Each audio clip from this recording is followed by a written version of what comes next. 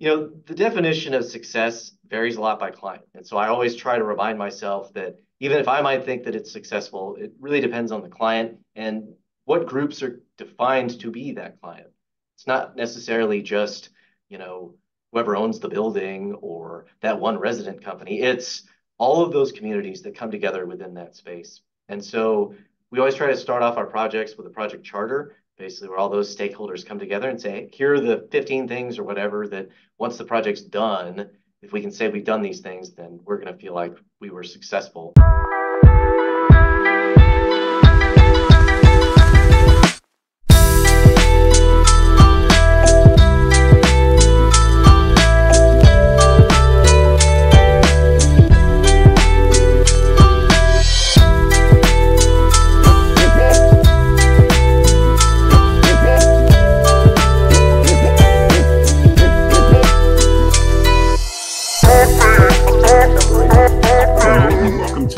Episode of Nakoto Building Arts. I'm your host, Nakoto, and today I'd like to welcome another special guest to the podcast, John Stevenson. John is the Executive Vice President of the Projects Group, where he leads a talented team of owner, tenant representatives, and project managers for projects ranging from $700 million arenas to $100,000 infrastructure projects.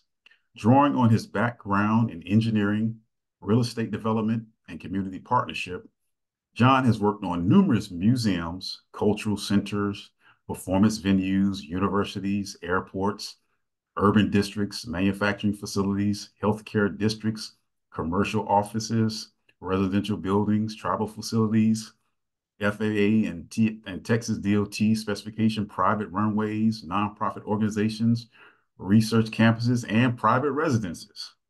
He is very active in the community, also serving on numerous boards, commissions, and committees, including as chair of Tarrant County Samaritan Housing, vice chair of Streams and Valleys, a member of the associate board for ACE Mentor Program of Dallas-Fort Worth, the engineering advisory board for Birdville ISD, the Downtown Fort Worth Design Review Committee, the Civic Engagement Committee of the Real Estate Council of Greater Fort Worth, the Advocacy Steering Committee of Texas-Oklahoma Chapter of ESOP Association, and the Board of Visitors at Bright Divinity School. He has also been heavily involved with the U.S. Green Building Council in statewide, regional, and national roles. Now, that was a mouthful. It gives me great pleasure to welcome John Stevenson to the podcast. How are you today, John?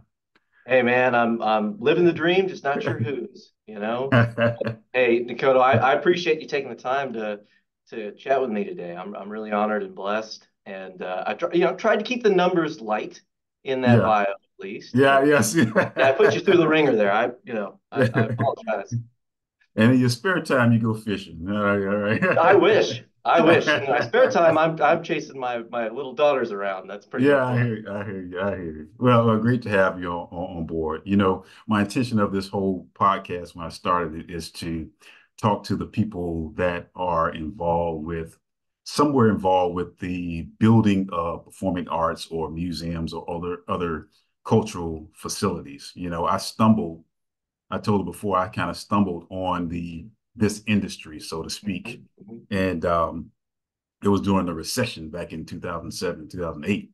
And I was looking for a job, and I found an advertisement for a cost consultant in this industry. And so that's when I sort of discovered this whole uh, industry with building of these performing arts centers and these buildings. And so back then, I remember studying the Bass Performance Hall in Fort Worth, Texas. Had a chance to later on work on the Smith Center in Las Vegas and the Gilliard Center in Charleston. And these are projects that are run by your company, Theater Projects Group, and the Projects Group. And so having that in mind, how does it feel as you are now one of the leaders of this company, the project executive vice president? How does it feel to be such an important part of be a part of a company that provided so much to the community and to the city that these buildings are a part of? How does it feel? Yeah, Dakota, it's a great question. We've got a profound sense of responsibility when you're an owner's representative to be guiding your client, making sure that you're their advocate, telling them perhaps when they're doing the right thing or even when they're doing the wrong thing.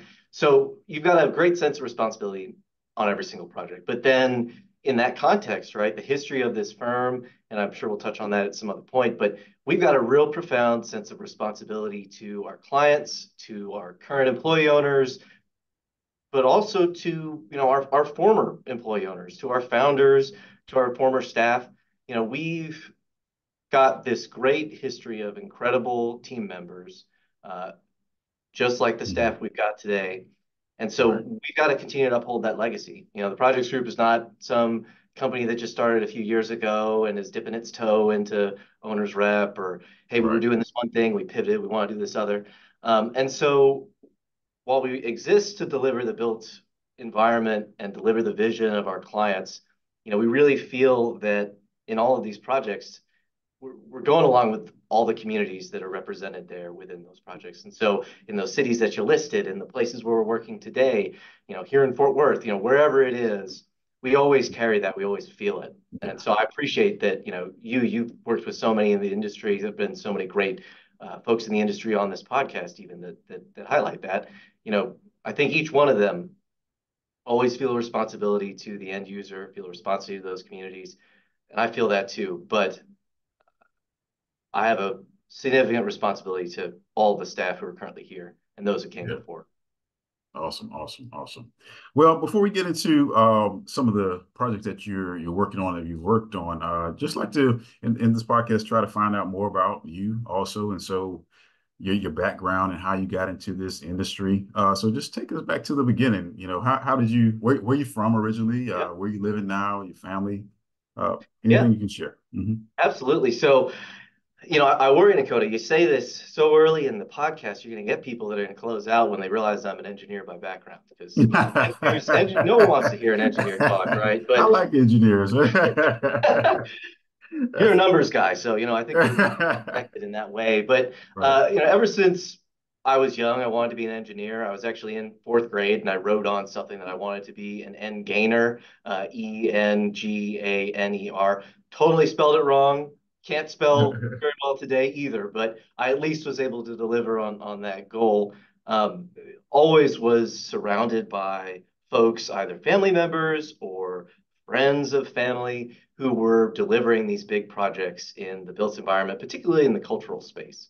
I had a grandfather who was an engineer and became an executive within DuPont. That's where he worked his entire career as an engineer, worked his way up. So I learned a little bit about what he had done, and that made me interested in that balance of art and science and math all into delivering these massive projects.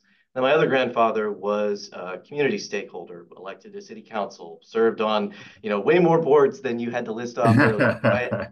And so Definitely.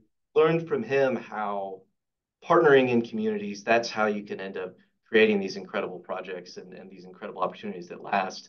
And then my dad is a lawyer and has served as legal counsel on major capital projects across the entire country. And so while I'm not smart enough to be a lawyer, it did give me some of that context again of all of these stakeholders and how they fit together, right? I had three examples there of very different paths Mhm. to align over these projects. And that's a pretty good example of why I like owners representation because we Mhm. have to be that common thread between all of these different spaces. But I went to Bucknell University in the middle of Pennsylvania, Lewisburg, Pennsylvania, studied mechanical engineering. I had grown up in North Texas. I grew up in Dallas and went up to school there. Was looking for a small liberal arts college, strong in engineering, and that's a pretty short list. Yeah. Bucknell is the top of it, so that's where I went. After I graduated, I came here to Fort Worth. I wanted to come back to Texas.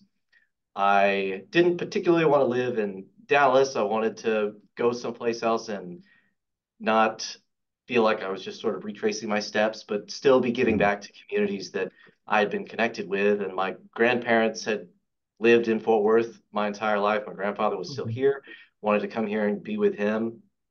And I worked for an engineering company out of college, Burns& McDonnell, which is a Mm. global Right. AEC powerhouse today. It was dramatically smaller than it is now, but still very large, great firm, learned a ton, and focused on the delivery of central utility plants. So thermal and electric plants for universities, airports, hospitals, medical facilities, those sorts of things. And on those projects, the mechanical engineers really do become the program managers Mm. because most of the systems are mechanical in nature. And then as you're kind of advancing through your career, you might be managing the mechanical system, and then you're the project manager, and then maybe the overall deliverer of the program. And Mm. as I was doing that and learning more skills and realizing that I could at least feign being an engineer who could talk to people, I wanted to learn more about how these projects happen, the pieces that go into them, the financial side, the life cycle cost analyses, those sorts of things. That was my real focus. Mm. And so I went to business school while I was still working. I did a program through the University of Texas at Austin where they would fly professors up to Dallas on the weekends, get the same classes that the full-time kids had, but they got to have a lot more fun than I did while I was working. But went to business school, graduated, and kind of took a step back and just kind of thought about, I'm still working at Burns& Mac, still good folks, still strong at what they do, but what are the things that I could contribute more in the built environment, contribute more on these projects? And I had worked with owners' representatives on other projects, but hadn't really put two and two together that, hey, perhaps like that's something that I could do. Mm. And so I put a search agent out there on Indeed, ended up finding an opportunity at a confidential company, ended up being the projects group, and just within a few weeks of finding it was here. And just have enjoyed it. Been here 7 years. My wife and I live here in Fort Worth. We've got two little girls, and it's just been a real pleasure to see this firm and so many of our partners as well engaging in this community and continuing to make it a better and better place. Wow, that's you have a very wide range of experience there and understanding of engineering side, business side, and bringing those together. I'm sure the project group is better for it. So good to hear that. Good to hear that. So now you with the projects group and you're the project executive. So tell me a little bit more about the projects group and your role in the projects group. Yeah, so I'm the executive vice president here. And so, in that role, responsible for working with Brandon Elms, our president, to really manage and lead the entire firm. We've got 19 employee owners now, four offices, Fort Worth, which is the headquarters where I am, Dallas, New York City, and Florida. And so, we're really, touching all parts of the US. We got projects on both coasts and everywhere in between.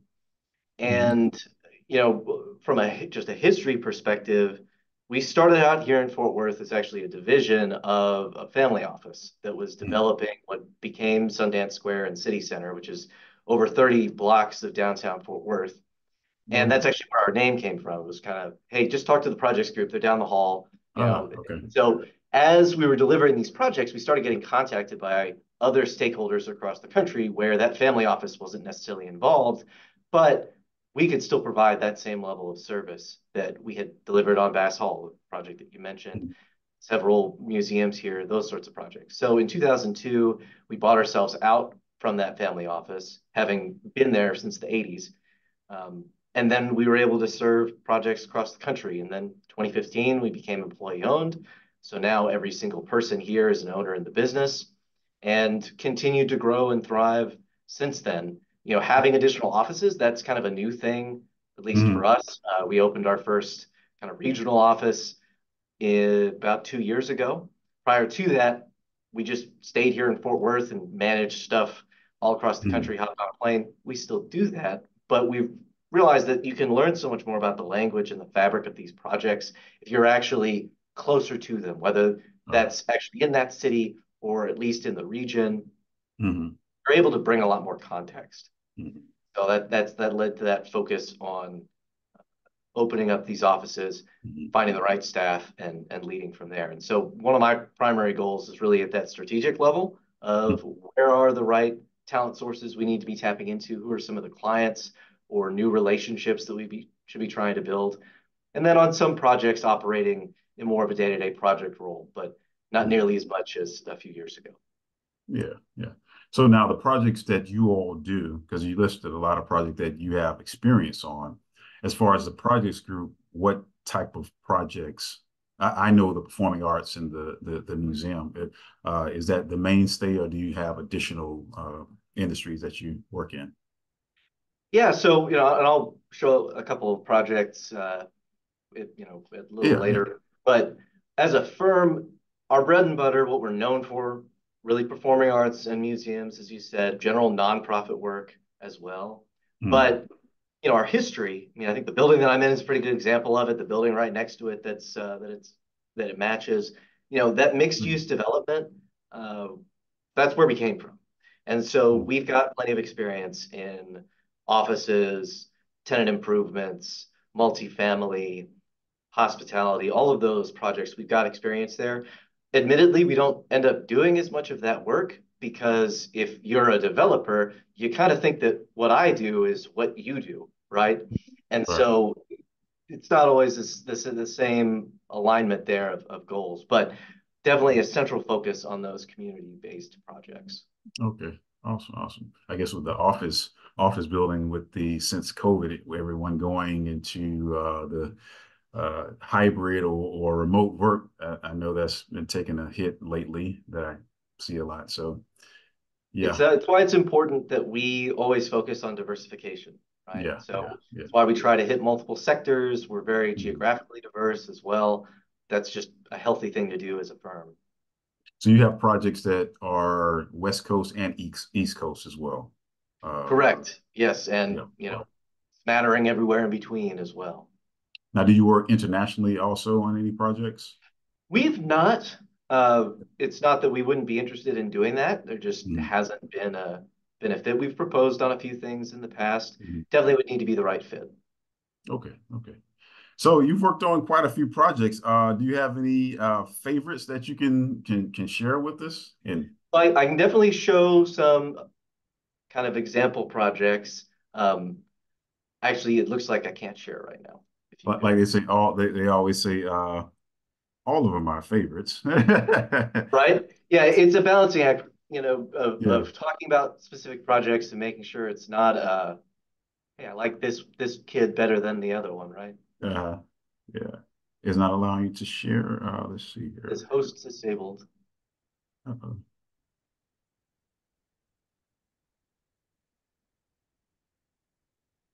There we go.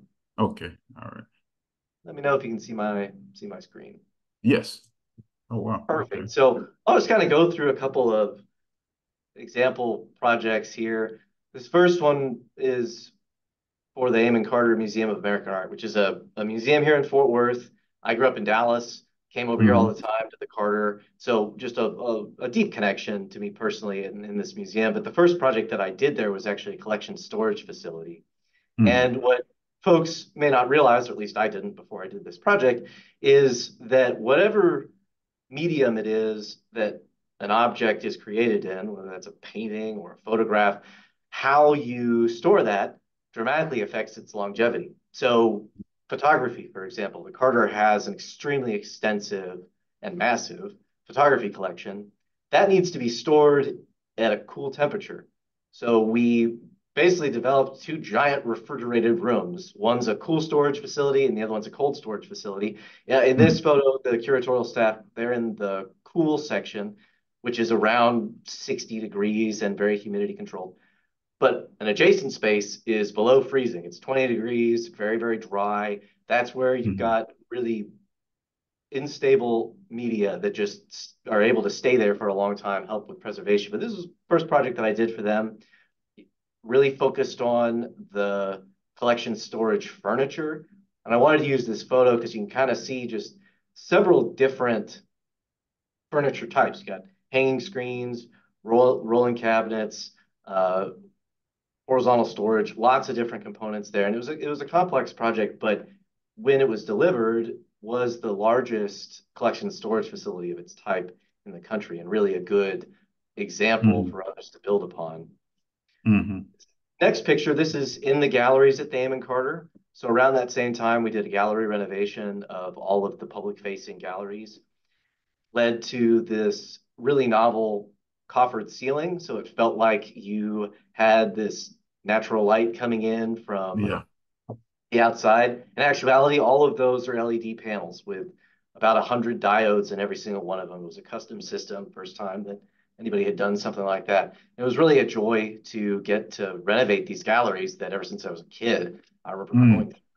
And folks will go through there, and the way the collection was reorganized, the way that the space after the renovation enables you to engage with it, it's just a really special project and an absolute joy to have been a part of. Mm. Concurrent with that, we also added a space off of the library, the Gentling Study Center, which you can see part of it here. And this is intended as a place for researchers to come in, engage with select components of the collection that can bring them into this space. The Mm. wall was designed with these shelves that can kind of fold out. We worked on the study room and the gallery renovation with Schwartz Silver architects out of Boston. Larry Bauer was the architect. And he is just an absolute rock star at these sorts of projects and a collection Mm. storage guru. And so it was a real pleasure to work with him. And the contractor was Spa Glass here in North Texas, just a Mm. great team. And so a beautiful, beautiful project. But even today, we still work with Damon Carter on projects that admittedly are not as sexy to the average person as a gallery, but as a mechanical engineer, doing these facilities projects. Here we were flying in a new air handler onto the Mm. roof. Every single project within one of these spaces is all about enabling access to the collection and then preserving that collection. And that's Mm. where that experience as a mechanical engineer kind of lines up well, because Yeah. I understand all of those building systems and how they fit together. Mm. This next one is for the Metrotex Association of Realtors. And so that's the organization. If you are a realtor or a broker here in North Texas, you're a member of this group to help with your continuing education. So really focused on training, focused on access to resources for realtors. And they wanted to find a new home for their office and some training facilities. So this is a good example of our experience with nonprofit clients that aren't necessarily museums or performing arts. What we Mm. were able to do was help them find a property, actually one of the last remaining undeveloped parcels in Irving, which is a city here in North Texas. Mm. It's been largely avoided because a large part of it was considered waters of the U.S. So had this kind of creek running through it. There was a lot of Mm. apprehension of, hey, can you actually develop anything of substance Right. here? But again, Mm. by building the right team, by approaching those as real opportunities, the landscape architect, the civil engineer, man, it's just a beautiful building. How it is sited on this property, client really loves it. You come inside. Boca Powell was the architect of record. Just Mm. a beautiful monumental stairs. You come in, beautiful wood. This is a project that we actually started pre-COVID, and we were delivering it during COVID. And I don't need to tell you this, Dakota, but to have been able to stay on budget and stay on schedule Oh. during that process, it was a special thing. Great Yeah. team, really great team. Yeah. Awesome. It enabled them to get these banquet facilities, so they don't have to be Mm. renting facilities when they have these large galas. Saved some money for the organization there, able to rent it out as well. But then a real key piece is training. So they have a demountable partition that separates two large training spaces so they can be combined into one volume. And it really enables an enhanced level of hybrid education. Because we were doing this during COVID, before that, they hadn't really done a lot of virtual education. During COVID, everybody had to do virtual education. So they Mm. knew long term, this is going to be a piece to how our members get educated. And so we kind of redesigned this space during the project to be flexible enough to enable successful hybrid delivery of training. It's kind of a hard thing to end up giving the same quality to somebody in the room as somebody who's remote. But we were able to Mm. achieve that with the AV designer on this project. Next one also was taking place during COVID.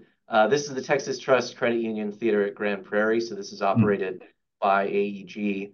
And here in North Texas in 2021, February 2021, right around Valentine's Day, it was quite the present.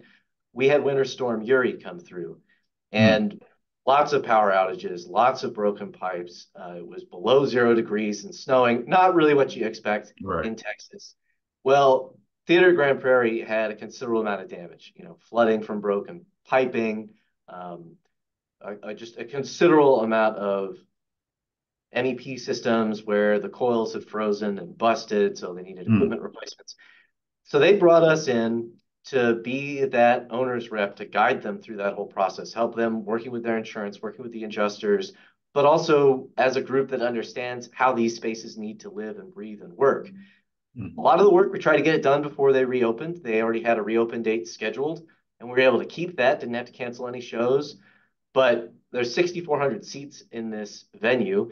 As you know, you can't get seating services for 6,400 seats in the 4 months that we had before they were supposed to reopen, just like you can't get an air handler in that amount of time without really being creative.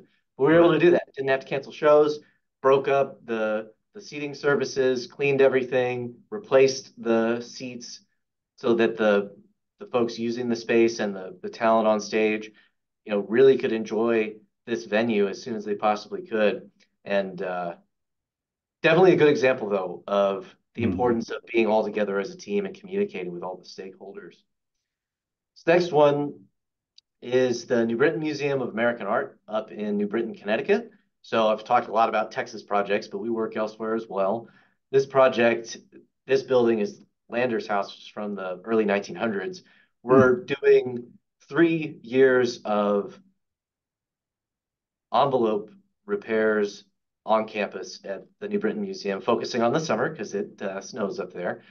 But the first year, which is what's shown here, we're replacing some lower portions of the roof. Next year, well, this summer actually, we'll be replacing all of the Ludovici tile that's on the roof there. So a really enjoyable project, but also touching on the fact that even if it's not a public facing project, we can still provide a lot of value for these clients Mhm. and partner with them so that the collection stays protected. Your visitors to the museum can still continue to engage, and you can end up just delivering these projects on time and under budget. Mhm. Next one, this is here in Fort Worth. It's a really special one for me. Oh, This that's is neat. the Omni Theater at the Fort Worth Museum of Science and History. So I grew up, as I said, over in Dallas, but came over to Mhm. Fort Worth often for the museums here. And the Fort Worth Museum of Science and History had the first Omni IMAX theater in a museum in the 1980s. Things have changed since the 1980s. Yeah.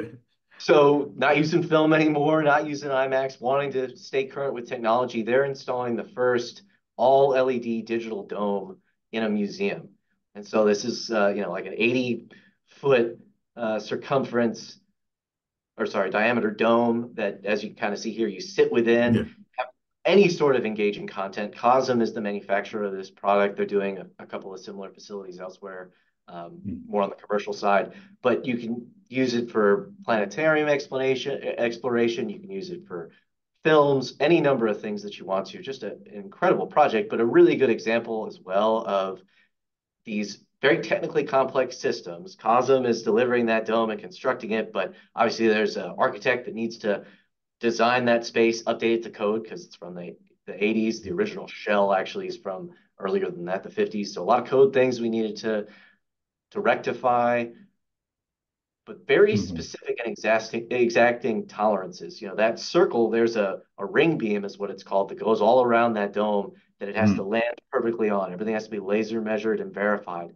Otherwise, it's not going to communicate properly with the Mm. AV technology. So So that's pretty that. fun This is stuff. the mini sphere in Las Vegas. Yes, oh, it's very similar technology. Yeah. And it does, I don't know that it's got a smiley face on it all the time, but like that dome does, but it's Patrick this. Mahomes coming up. I Yes, don't know if you've seen exactly, him. exactly. He's a Texas guy, but yeah, Yeah. it's got a special place in every Fort Worthian's heart. And anybody that cares about education, cares about the next generation, cares about Mhm. making sure that folks have equal access to the sciences. This is a project that really exemplifies that. And kind of going next to my heart and growing up, this is the Dallas Museum of Art Mm. undergoing a major renovation and expansion. I grew up in Dallas, as I said. My mom was actually a volunteer in the arts education group at the DMA when I was growing up. She drove a van called the Go Van Go that would go into public Mm. schools and bring art into those classrooms. I actually am a photographer when I have a chance to celebrate that art. But when I was growing up, some of my work was exhibited in a young masters competition there at the DMA. And so the fact that we're now able to be part of that team that's delivering the transformation of this campus, it's a profound blessing, kind of similar to what we touched about earlier, and that Mm. responsibility that you really feel. Mm. And this last one, Dakota, that I want to talk about is Transform 1012 North Main Street. And so this is taking one of the last remaining purpose-built Ku Klux Klan Clavern auditoriums and turning it into turn it into a center for arts and community healing. This is actually here in Fort Worth. I look at it right out my window, Mm. and that's on purpose. When the Mm. Klan purchased this property, when they built what at the time was one of the biggest buildings in the city, had 2, 3, 4,000 seats. Again, a very large seat count even for a venue today. It's terrifying how this exemplifies architecture as violence and also grants us this opportunity for true reparative justice, or at least to Mm. try to navigate down that path. So the projects group has served as their owner's representative for 4 years at this point. Uh, in our minds, it was part of our own reparative justice journey. I mean, a lot of the Mm. projects that we've done historically, we acknowledge those have been built for and by kind of similar groups, perhaps even groups that were benefited by the disenfranchisement, the violence, the targeting that the Klan did. And so this way of participating in this project is a really Mm. central part of who the projects group is today. We've been working on this for 4 years, as I said. Some of Mm. the stakeholders have been involved before that. We helped them transact on the property. We've helped them build out some of the project team. One of the early stakeholders as well as Mass Design Group. You might be familiar with them. Mhm. Mhm. And they did some kind of concept renderings early on just to begin to conceptualize what does the Fred Rouse Center for Arts and Community Healing, what does that want to look like? What does that want to feel like? And they're not the architects of record or the design architect. And so I can't say this is what the project will look like, but I think the Mhm. ethos of what we're trying to imbue with this project, I think you sense it within this graphic.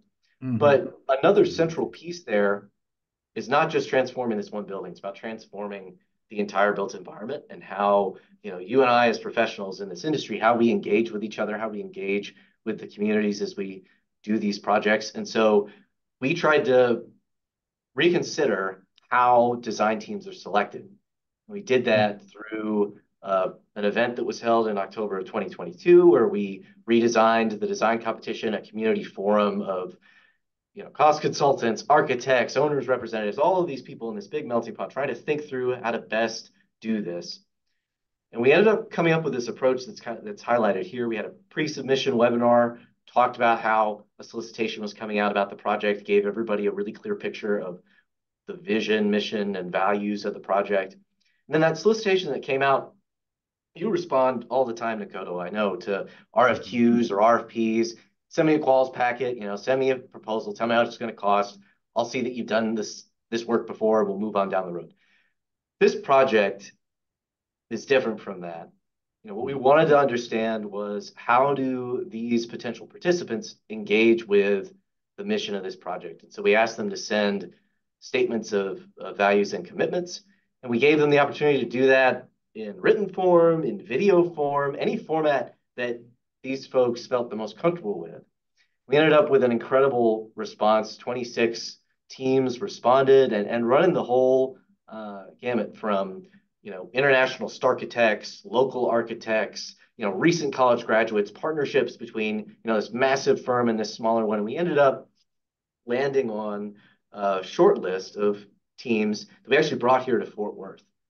Mm. And this was the residency and design week. We gave those candidates the opportunity to go into the building. You can see the candidate groups here. There were 4 teams that came, learning about the building, learning about the project, how we plan to integrate within the fabric of the building that's there, but also, write our own tapestry and add on to that project.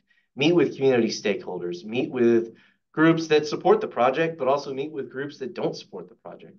Hmm. and provide community for us so that all of these groups can come together and share, and we could also then see how the candidates reacted to these opportunities. Hmm. And at the end of that week, we celebrated with this closing ceremony. A little pixelated, I'm sorry, but you can No see, worries. large audience that joined us Hmm. to hear from each of the respondent groups, gave the general public the opportunity to engage with the candidates and learn about the unique pieces of every single team, learn about their dynamic. And actually, this picture is very handy because the team that was selected is the group that's right here. Oh, So yeah. Barnes Architects and CH Studio was the group that was selected. Barnes is a team that has offices in Florida, California, and Portland, Oregon. They've worked together before, and they partnered with Dennis Chiesa CH Studio here in Fort Worth. He's an architect, but from the north side, which is where 1012 North Main Street is located. And so it was a great example of this kind of rise and carry model of getting lots of representation, getting a lot of different experiences in the room, and even kind of giving a team an opportunity to do something. Nobody's done a Hmm. project like this before. And so you could have Right. gone out like, hey, I want to find the guys that have done this before. Mm. But this group presented a vision that was clear, but it was one that was excited to engage with communities and adapt the design to what the vision really was for the organization and for the end users. And I'm just really proud of how that process is fit together. I included it in my list of projects here Hmm. to highlight, but we're just moving into design now. Hmm. So maybe in a couple of years, Dakota, you'll make the mistake Yeah. again, invite me back on, and I can talk about how we. Yeah, I definitely will. I can tell by your passion in the presentation of it that it's not just any project. All the projects that you spoke about, it's not just project, but you take a personal responsibility as an owner's rep to really lead this project. So that's awesome to hear from you. And you have to, right? I mean, Mhm. um, there's a lot of trust given to every team member, right? You get Right. that as well from a cost consulting perspective. Right. Architects get that from a design perspective. We've got that responsibility of translating information, presenting it in a way that's digestible to our clients, but also digestible to the communities that are going to use these spaces. And we Mhm. feel that, and I appreciate that Yeah. it comes Yeah. across. Awesome, awesome. Now you mentioned something. This is my ask the experts question time, and you mentioned something about as you're presenting COVID delays and logistics and scheduling and phasing. And I know these projects can last, for years, and a lot of people involved with them. My question is, how do you keep the train on track, so to speak? How with all of this multi-million dollar project that you're managing and leading and all the people that's involved with it, one, what makes a successful project to you? Two, what are the biggest challenges to a successful project outcome? And three, how do you overcome these challenges to deliver that successful project? Yeah, so it's funny, Dakota. This morning, I had a meeting with a board for one of our museum clients. We meet with them every 6 months. I call it their kind of annual bloodletting of what they need to do on their facilities projects over the Yeah. next 5-10 year horizon. And one of the board members said, surely things aren't as easy as you're making it seem. I mean, you know, are you having more? We're replacing the roof at that museum right now. It's like, are you Yes. having any issues that are coming up? And I told him, if that's what you think, if you think it's smooth sailing and there aren't any problems, I mean, that means we're sort of doing our job. We're navigating through this. But I know that if this world, this built environment industry was easy, I wouldn't have a job. I wish that it Right, was right, easy, right. but it's not. There are things that come up, things you can predict and things you definitely can't predict. But the definition of success varies a lot by client. And so I always try to remind myself that even if I might think that it's successful, it really depends on the client and what groups are defined to be that client. It's not necessarily just, whoever owns the building or that one resident company. It's all of those communities that come together within that space. And so we always try to start off our projects with a project charter, basically where all those stakeholders come together and say, here are the 15 things or whatever that once the project's done, if we can say we've done these things, then we're going to feel like we were successful. There's a metric system called PDRI, the Project Definition Rating Index. We try to use that on projects that are really hairy and have lots of different Mhm. pieces kind of merging together. It's again a good way to go back and check, how things are going. But at the Mhm. end of the day, if the client feels like the project that was delivered was the one for which they paid, it was on time, it was the quality they expected, that's definitely a level of success. But at Projects Group, one of our slogans is passionate about partnerships. We try to live that out. So I'm not going to really say it was successful if the Mhm. owner thinks, great, like I got everything that I wanted. I don't really care if the design team lost a ton of money or the contractor ended up getting sued or like all this. Right. That to me and for the projects group, we always want to make sure that every single partner to the project is truly a partner and truly has that opportunity for success. We're not there to be a bully. We're not there to try to squeeze Mhm. success out of somebody. Um, it every project has those challenges, and we're there to try to educate folks, try to get through those challenges, but also making sure that those community voices that they are being heard and not just heard superficially, actually having their feedback acted upon and seeing what Mhm. they're doing living out within the project as it's being delivered. And so that's one of the ways you overcome it. You realize that it's a people business. There's a technical component, absolutely, but in my mind, you can kind of train that. The piece that you Mhm. can't train is how folks interact with other individuals, how they interact with those communities.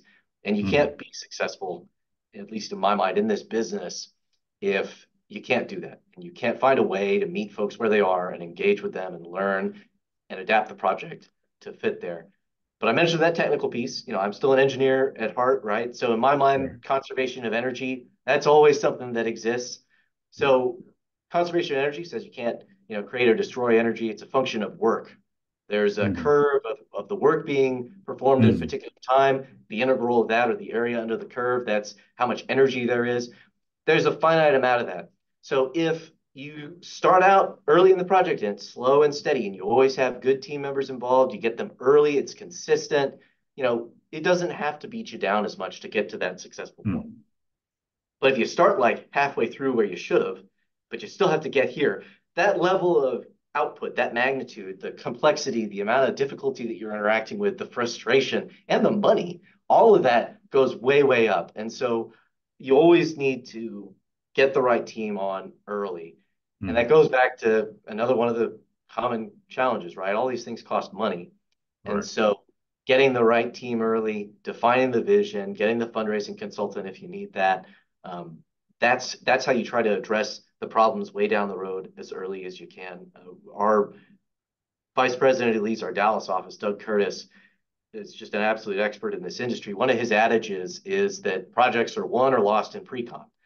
If you're Mhm. able to do pre-con right, you know, try to resolve as many of the design complications as you can, try to make sure program is in alignment, Mhm. but then also begin thinking through how you want to do buyout when you need the equipment to show up, the scheduling, the timeline, all of that. It's going to make everything else so much easier. Mhm. Yeah, yeah.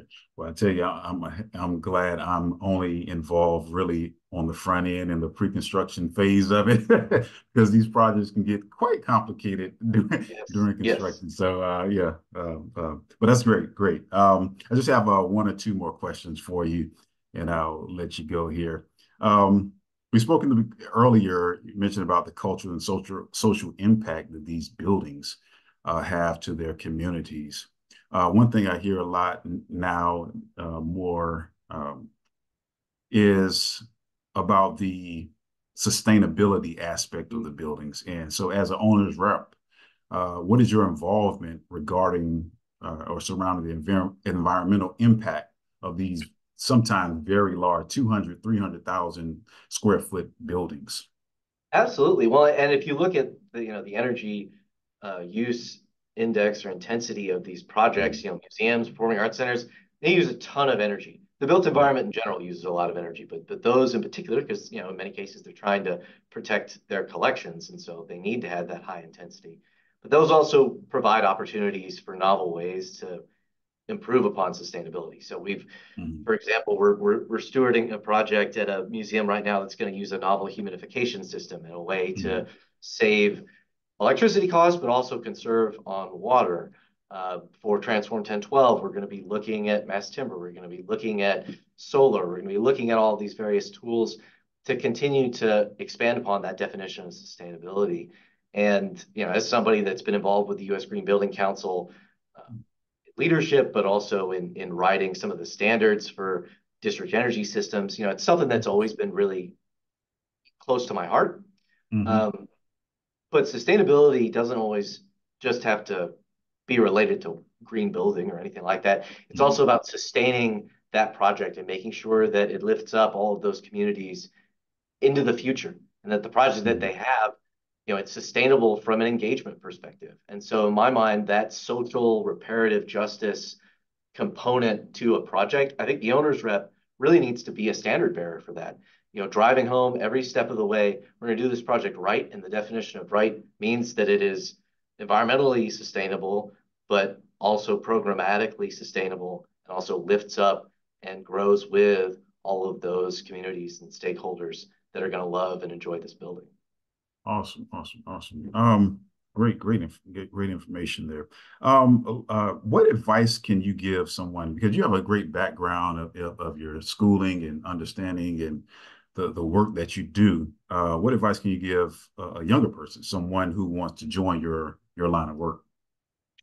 Yeah, so uh, I always try to highlight to folks, start early, be thinking about how you can continue growing and exposing yourself to these various opportunities. So ACE Mentor Program, I've been a mentor with that group for 12 years.